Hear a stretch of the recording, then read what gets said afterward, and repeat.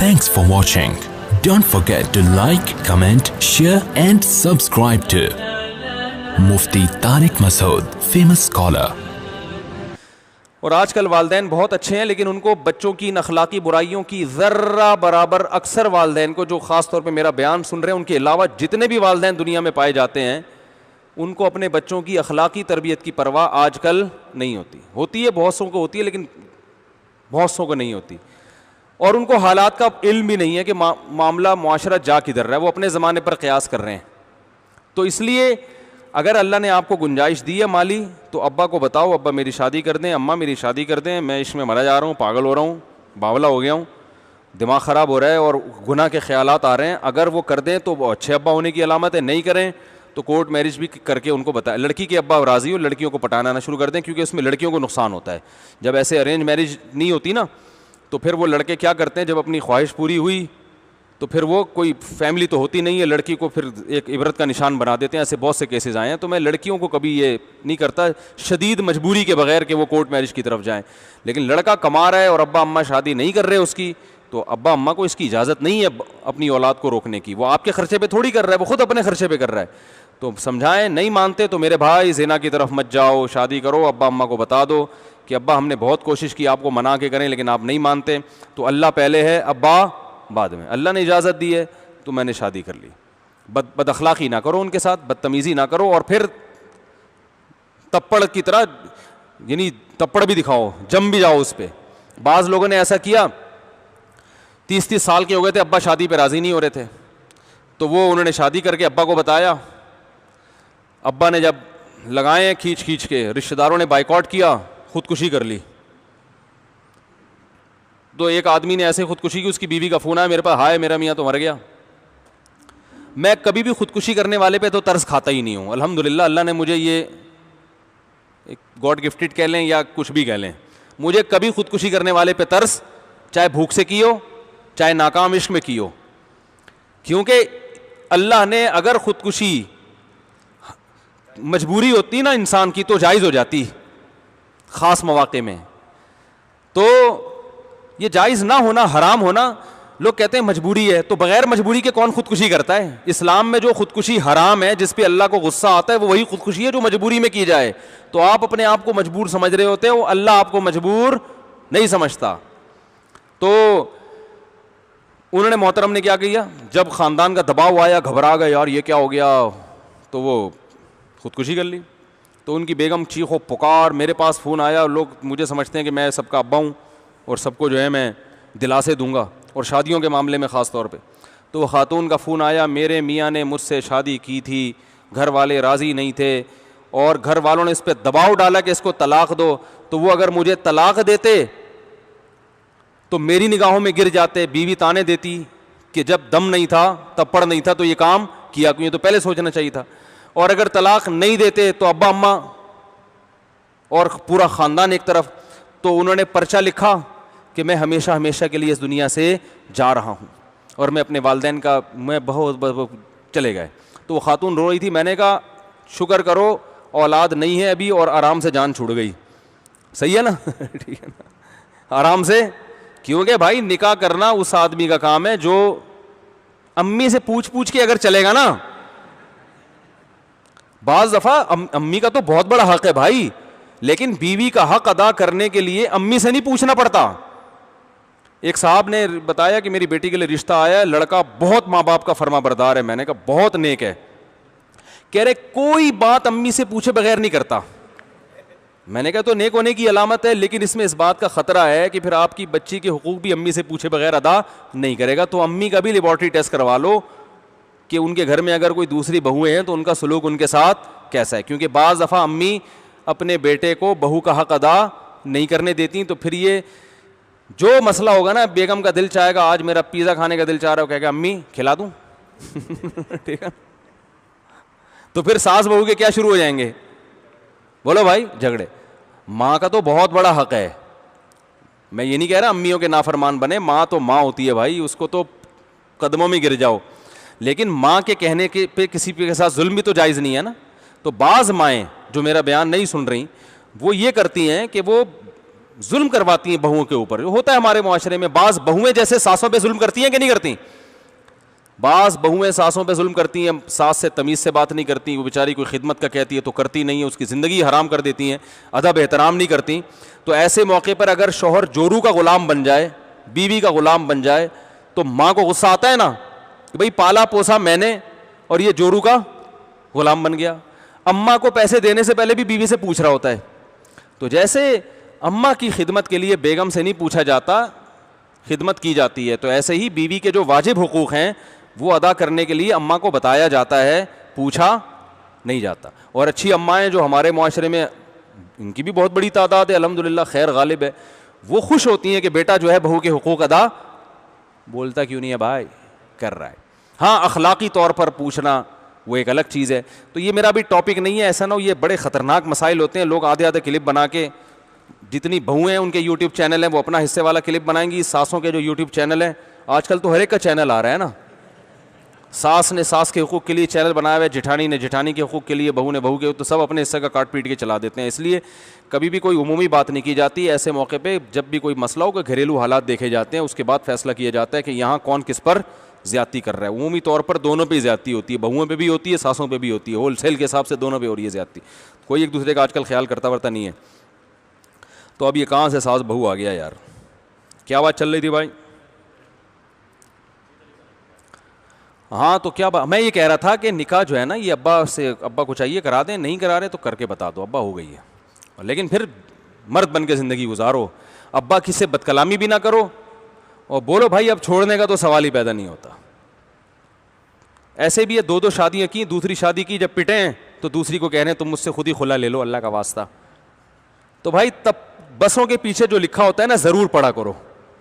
بس کے پیچھے جو کچھ بھی لکھا ہوتا ہے وہ 1 گھنٹے کی تقریروں سے اچھا ہوتا ہے. بس کے پیچھے لکھا ہوتا ہے تپڑ ہے تو پاس کر ورنہ برداشت کر, یہ بڑا زبردست مقولہ ہے. تو شادی کرنی ہے تو تپڑ ہے تو کر, پھر جب کر لی تو ایسی کی تیسی. لاہور سے ایک صاحب کا فون ہے, میں نے شادی کی, بہت پٹ رہا ہوں, سب گھر والے گن پوائنٹ پہ مجھے کہہ رہے ہیں طلاق دے, یوں کر فلانا. میں بہت ٹینشن میں آ گیا ہوں, میرے خلاف کیس بھی ہو رہا ہے اور میں پاگل ہو گیا ہوں. مجھے انہوں نے 1 ہفتہ پہلے فون کیا, میں پاگل ہو گیا ہوں, میں یہ کر دوں گا, میں یوں کر دوں گا, فلانا ڈمکانا, اور میرے ابا بھی دودھ نہیں بخشوں گی, ماں کہہ رہی ہے دودھ نہیں بخشوں گی, ابا کہہ رہا ہے کہ یہ کر دوں گا وہ کر دوں گا. اتنی ٹینشن میں آیا ہوا ہوں. میں نے کہا بھائی آپ اگر پریشان ہو رہے ہو نا تو آپ طلاق دے کے بھی آپ کی یہ پریشانی ختم نہیں ہوگی. زندگی بھر کا ایک روگ لگ جائے گا کہ میں نے ایک عورت کے ساتھ ناانصافی.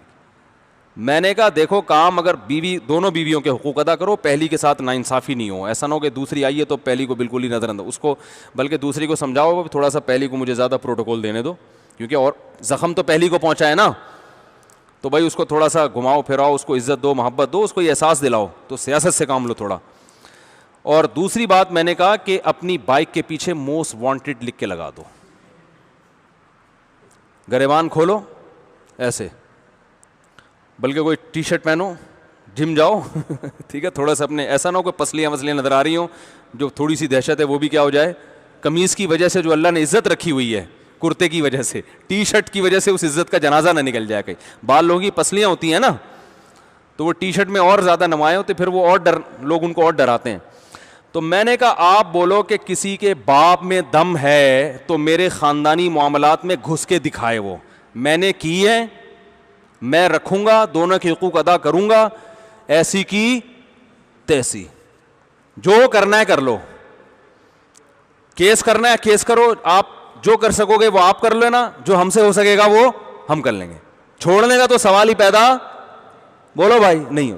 ایک آدمی نے کی نا دوسری, تو اس کے رشتہ داروں نے, دوسری طلاق یافتہ تھی, وہ پہلی طلاق, اس کو دوبارہ طلاق ہو جاتی, اس کا تو بیڑا گرک ہو جاتا اس لڑکی کا.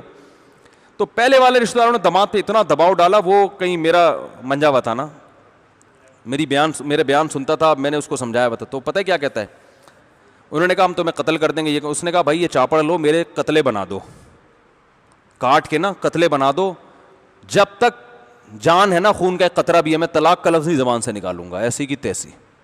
میں نے کہا یہ معاشرہ اس طرح سے جینے والوں کو جینے دیتا ہے, اور یہ جو بھیگی بلی بنے ہوئے ہو نا ٹھٹرے ہوئے, دیکھیں وہ پتہ کیا کر رہا تھا, دوسری کی ہے ایکچولی اصل میں وہ مسئلہ میرے ساتھ یہ تھا کہ وہ پہلی بیگم جو ہے نا وہ اصل میں وہ مجھے کچھ مسائل تھے, وہ کھانا نہیں پکاتی تھی. تو ابے میں نے کہا بھائی بہت اچھی بیوی ہے, یوں بولو اتنی اچھی بیوی ہے کہ کسی کو ایسی بیوی ملی نہیں ہے. لوگ بولیں پھر کیوں کی, تیرے پیسوں سے کی ہے, تجھے کیا تکلیف ہو. بیوی پھٹا کرے سمجھ میں آتا ہے پہلی بیوی لڑے اچھی لگتی ہے کہ بھائی محبت میں لڑ رہی ہے, اس کو تو تکلیف ہوئی ہے, اس کے آنسو بھی پوچھو, اس کے ساتھ خود بھی بیٹھ کے رو. حقیقت بتا رہا ہوں, اس کو بولو بھائی مجھے پتا ہے آپ کو غم ہوا, تو مجھے بھی تو آپ سے محبت ہے, آپ کے غم میں بھی آپ کے ساتھ برابر کا شریک ہوں. پھر بولے جب اتنا غم ہو رہا ہے تو شادی کیوں کی, بولا مفتی صاحب کے بیان سنتا ہوں اس لیے کر لیا میں نے.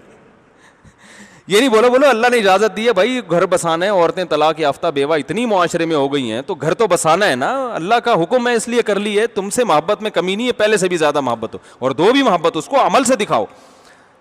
لیکن بھائی طلاق ولاق کا نہیں ہوتا, بولا کیا جاؤ جس کی ایسی کی تیسی, جس نے جو اکھاڑنا ہے اکھاڑ لے. میں نے جب دوسری کی تھی نا تو کسی نے میرے اوپر اعتراض کیا, ہمارے ایک دوست کے سامنے, مفتی کو دیکھو کیا ہو گیا, شادی کر رہا ہے. تو اس نے کہا آپ کی بچی کے لیے پیغام بھیجا مفتی صاحب نے, جو آپ کو اتنی ٹینشن ہو رہی ہے.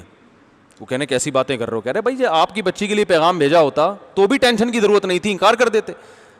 وہ جس کی بچی سے کر رہے ہیں ان کو تکلیف نہیں ہے, نہ آپ سے پیسے لے رہا ہے, آپ کو پتہ نہیں کیوں پیٹ میں مروڑ ہو رہا ہے. تو میں یہی بتا رہا تھا کہ بھائی حلال کی طرف نہیں جاؤ گے تو قوم میں حرام پھیلے گا, اس لیے نکاح کرو. زنا سے تو بہتر ہے چھپ کے نکاح ہی کر لو سمجھ رہے ہو, زنا سے بہرحال بہتر ہے کہ چھپ کے.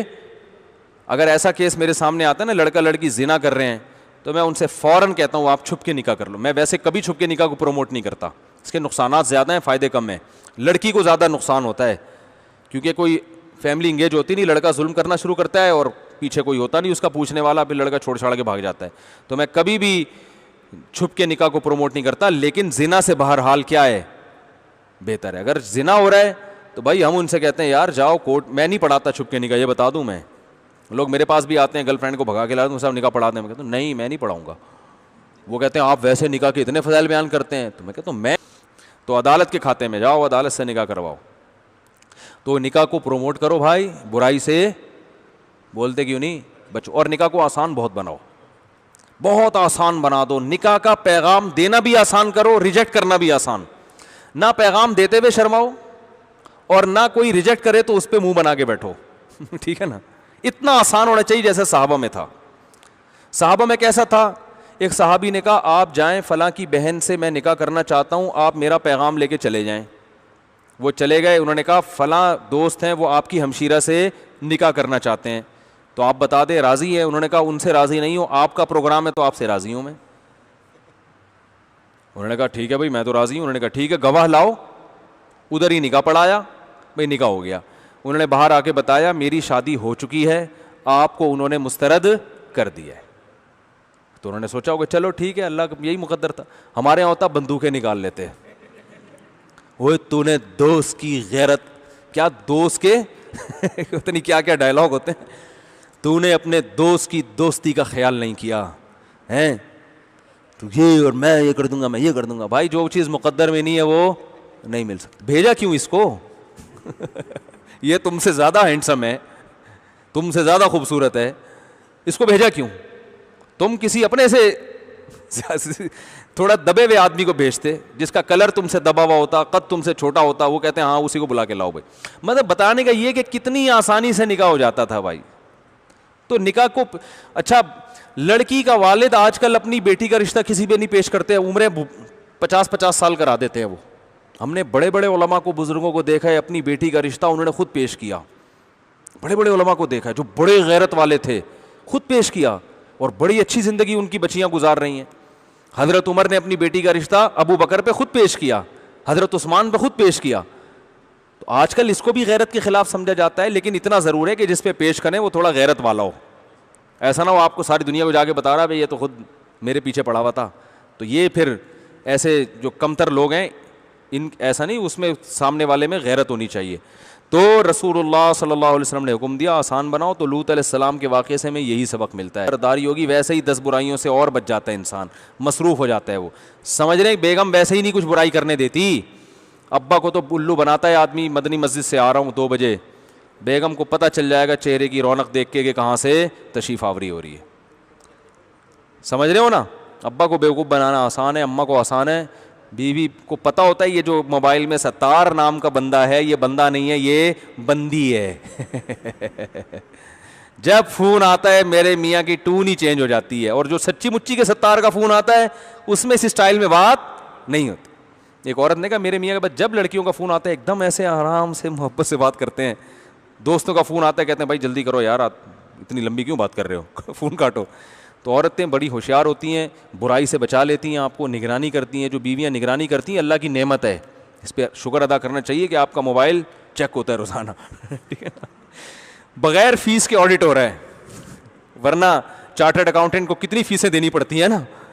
تو اللہ نے بغیر فیس کے آپ کی پتلون بھی چیک ہو رہی ہے, اس میں بٹوے میں پیسے بھی چیک ہو رہے ہیں, آپ کا موبائل بھی چیک ہو رہا ہے, بات چیت کرتے ہوئے آپ کا اسٹائل بھی چیک ہو رہا ہے. شیخ و مرشد اتنی اصلاح کر ہی نہیں سکتا. اللہ عمل کی توفیق عطا فرمائے, کافی ہے بھائی.